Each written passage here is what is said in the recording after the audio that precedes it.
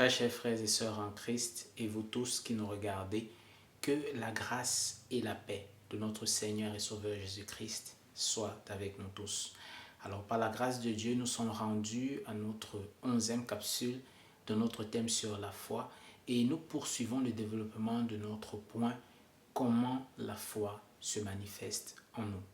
Aujourd'hui, nous lisons Hébreux 11, verset 4. C'est par la foi qu'Abel offrit à Dieu un sacrifice plus excellent que celui de Caïn. C'est par elle qu'il fut déclaré juste, Dieu approuvant ses offrandes, et c'est par elle qu'il parle encore, quoique mort. Amen. Donc, dans la précédente capsule, nous avions dit que nous manifestons notre foi en Dieu en prenant le joug de Jésus-Christ et en recevant ses instructions pour trouver le salut de nos âmes. Alors aujourd'hui, nous voyons une autre manière dont la foi se manifeste en nous.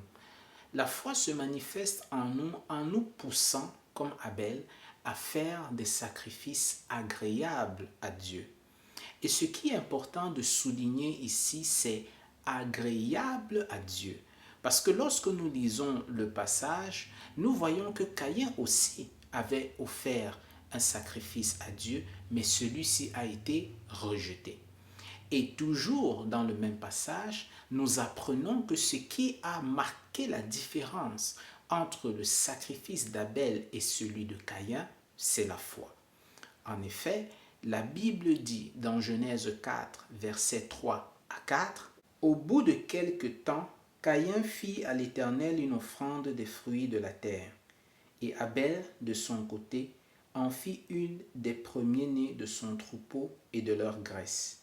L'Éternel porta un regard favorable sur Abel et sur son offrande. » Donc pour ce qui concerne l'offrande de Caïn, la Bible dit qu'il la fit au bout d'un certain temps, comme s'il avait attendu d'abord de se mettre à l'abri du besoin pour finalement donner à Dieu une partie de sa récolte. Tandis qu'Abel, de son côté, n'a pas attendu d'avoir plusieurs portées pour faire son offrande, mais il a donné les prémices de son bétail sans garantie certaine d'en avoir d'autres. Et quand bien même il en aurait eu la garantie, il fallait quand même qu'il attende plusieurs mois pour les avoir, c'est-à-dire le temps que la saison des amours arrive, que les brebis conçoivent et finalement mettent bas des petits. Donc Abel manifesta sa foi en Dieu en ceci qu'il offrit par les prémices tout ce qu'il possédait jusqu'à la graisse. Car la Bible dit dans Romains 11, verset 16, « Or, si les prémices sont saintes, la masse l'est aussi. Et si la racine est sainte, les branches le sont aussi. » Et c'est aussi de cette manière que la foi agit en nous.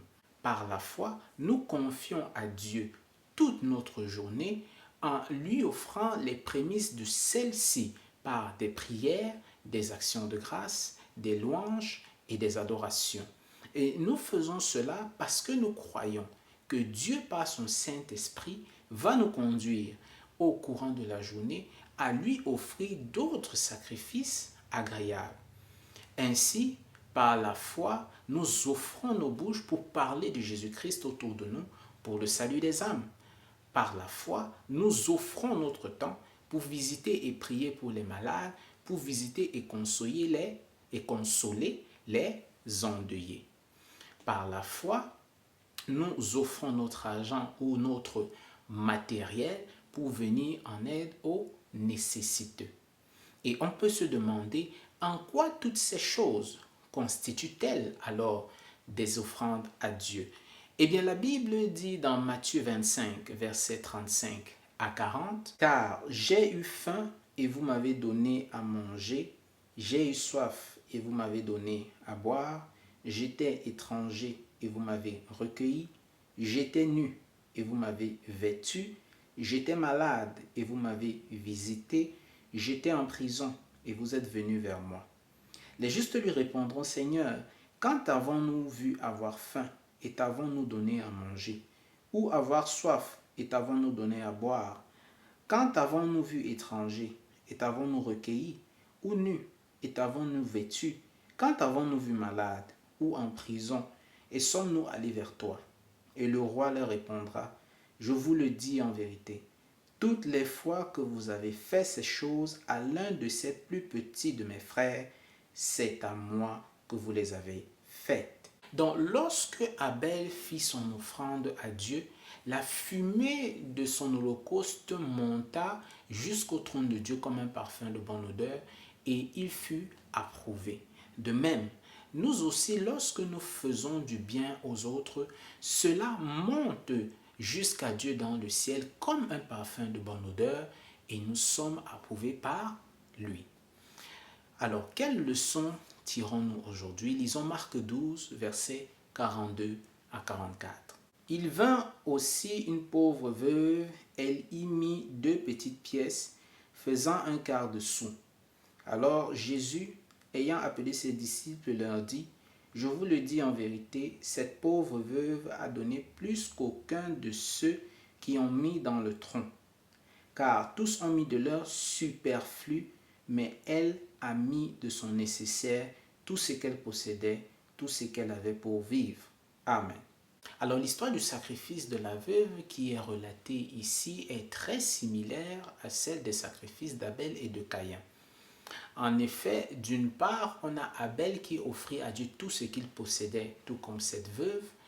Et d'autre part, on a Caïn qui donna à Dieu de son superflu, tout comme ces gens qui ont mis dans le tronc l'excédent de leur argent.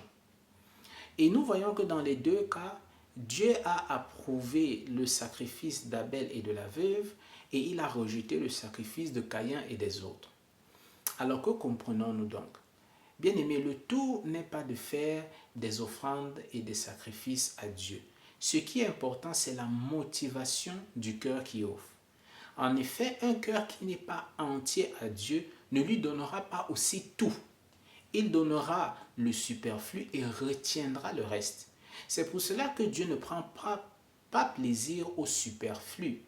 Parce qu'il n'est pas superficiel, mais il sonde le cœur et les reins. Au contraire, Dieu prend plaisir au sacrifice du cœur qui le met à la première place parce que ce cœur ne lui refuse rien. Donc ne nous glorifions pas de nos offrandes comme gage de l'approbation de Dieu, mais au contraire, examinons nos cœurs pour en discerner les motivations. Et donnons tout sans rien retenir à notre Seigneur Jésus-Christ. Seigneur Dieu, je te prie que tu nous délivres de l'esprit de Caïn qui donne des offrandes superflues et fais-nous la grâce de te mettre à la première place dans nos cœurs afin de te donner des sacrifices qui te sont agréables comme Abel et cette veuve au nom de Jésus-Christ. Amen. Que le Seigneur vous bénisse.